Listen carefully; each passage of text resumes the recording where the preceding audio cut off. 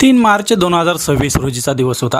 नांदेड जिल्ह्यातील बिलोली तालुक्यातील थडीसावळी हे गाव एरवी अतिशय शांत असतं, पण त्या दिवशी सायंकाळी 5च्या सुमारास या शांततेचा भंग झाला। एका 22 वर्षाच्या तरुणाला भर चौकात ओढत नेलं जात होतं। त्याच्या ओरडण्याचा आवाज हवेत विरून जात होता। कोणालाही कल्पना नव्हती की पुढच्या काही मिनिटात माणुसकीला काळीमा फासणारं असं एक कृत्य घडणार आहे। त्यानं संपूर्ण महाराष्ट्र सुन्न होईल।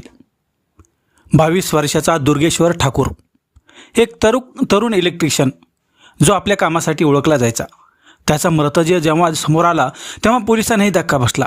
ही साधी हत्या नव्हती, तर सोळाच्या अग्नीत जळणाऱ्या 7 नराधमांनी हे केलेला अमानुषिक प्रयोग होता। नेमकं प्रकरण काय झालं होतं ते आपण सविस्तर जाणून घेणार आहोत। दुर्गेश्वर ठाकूर बिलोली तालुक्यातील मुतन्याळ गावचा रहिवासी, अवघं वय वर्ष 22 वर्षाचं। हाताला काम होतं, डोळ्यात स्वप्न होती। तो व्यवसायाने इलेक्ट्रिशियन होता। गावात आणि नात्यात त्याचं नाव आदराने घेतलं जायचं, पण या चांगल्या प्रतिमेच्या आड एक गुपित दडलेलं होतं। दुर्गेश्वरचं त्याच्याच नात्यातील एका विवाहित महिलेशी प्रेमसंबंध जुळायला सुरुवात झाली होती। ती महिला कोण होती तर ती महिला होती 2 मुलांची आई।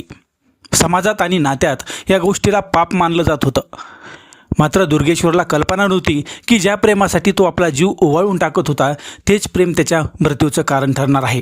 दुर्गेश्वर आणि त्या महिलेच्या नात्याची कुणकुण महिलेच्या पतीला आणि माहेरच्या नातेवाईकांना देखील लागली होती।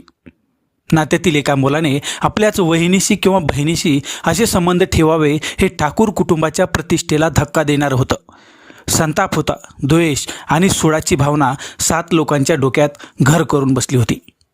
त्यामध्ये कोण होता? पद्मसिंह, राजूसिंह, गंगासिंह या सर्वांनी मिळून ठरवलं की आता दुर्गेश्वरचा काटा काढल्याशिवाय आपल्या कुटुंबावरील डाग पुसला जाणार नाही। त्यांनी अतिशय थंड डोक्याने 3 मार्चचा मुहूर्त निवडला होता। 3 मार्च 2026 रोजीचा सायंकाळचे 5 वाजलेले होते। दुर्गेश्वरला त्याच्याच नात्यातील लोकांनी फोन केला होता। थडीसावळीला ये, काहीतरी महत्त्वाचं काम आहे असं सांगून त्याला बोलवण्यात आलं होतं। रक्ताचं नातं असल्यामुळं दुर्गेश्वरने कसलाही संशय घेतला नाही। तो आपल्या दुचाकीवरून थडीसावळीला पोहोचला, पण तिथे पोहोचतात आधीच दबा धरून बसलेल्या त्या 7 जणांनी त्याला घेरलं होतं। दुर्गेश्वरच्या चेहऱ्यावर भीती होती। तो माफी मागत होता, पण समोर उभे होते ते माणसं नव्हते तर शैतान होते। त्यांनी सोबत आणलेल्या इलेक्ट्रिकल केबल वायरने दुर्गेश्वरवर हल्ला चढवला। मारहाण सुरू झाली होती। केबल वायरने त्याच्या पाठीवर, छातीवर आणि पायावर सपासप वार करण्यात येत होते। दुर्गेश्वर वेदनेने विवळत होता, पण नराधमांचं मन भरलं नव्हतं। त्यांनी क्रूरतेची सीमा ओलांडली होती। दुर्गेश्वरच्या गुप्तांगावर देखील जोरात लाथा मारण्यास सुरू झालं होतं।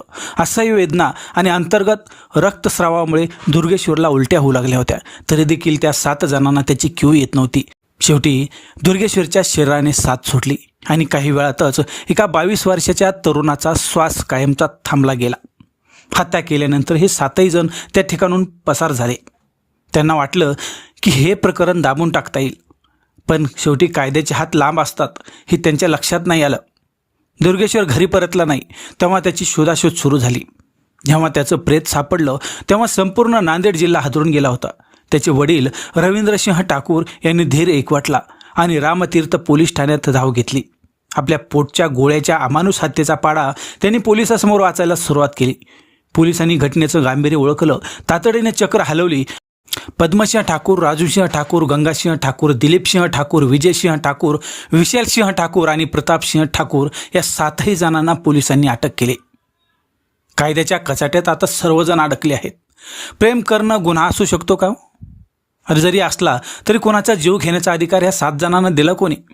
एकतर्फी सन्मानासाठी एका तरुणाचा जीव घेणं याला कोणती प्रतिष्ठा म्हणायची?